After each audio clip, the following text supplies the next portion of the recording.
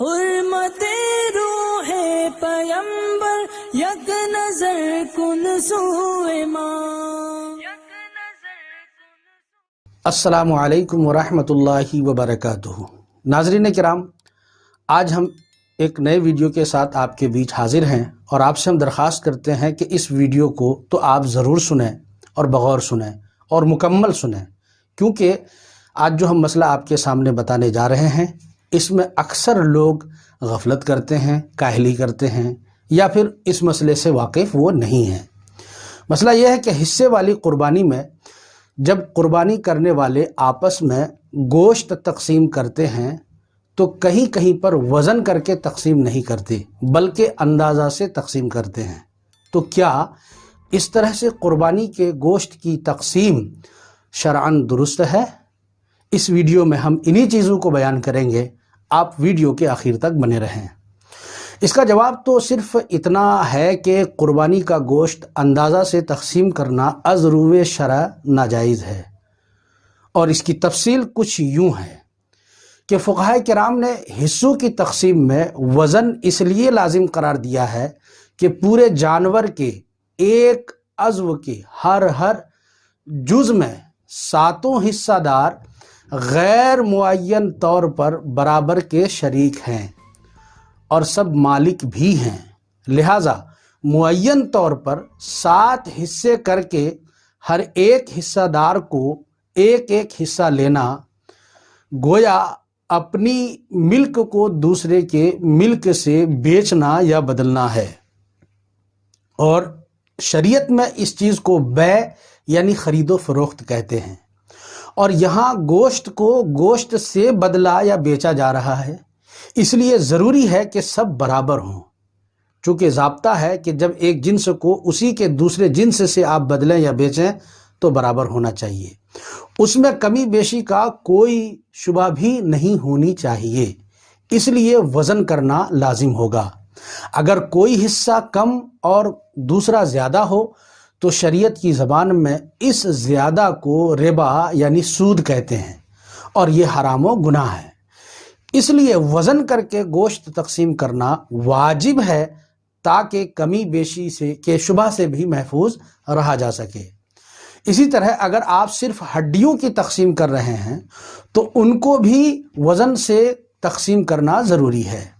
اسی طرح کلیجی، گردہ، پھیپھڑا وغیرہ وغیرہ سب کو اگر الگ الگ کر کے تقسیم کر رہے ہیں تو وزن کر کے تقسیم کرنا ضروری ہے اور سب کا برابر ہونا ضروری ہے.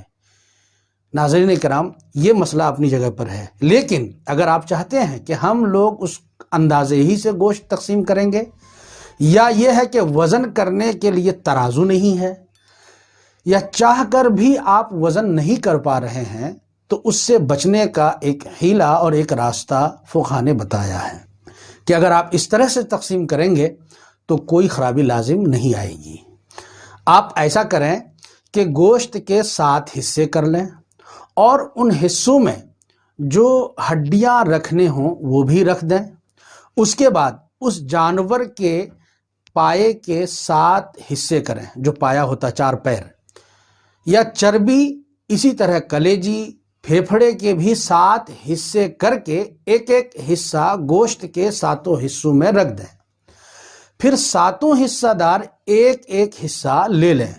اس طرح سے یہ جائز ہوگا، کیونکہ یہاں گوشت کے بدلے میں گوشت بدلنا یا بیچنا نہیں ہوگا، بلکہ گوشت کے بدلے میں پایا، چربی، کلیجی وغیرہ ہوگا.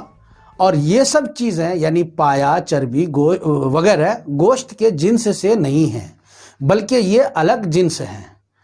ظاہر سی بات ہے، جب یہ الگ جنس ہے تو پھر ایسی صورت میں بدلنا یا بیچنا جنس کے بدلے میں نہیں ہوا بلکہ الگ جنس سے ہوا.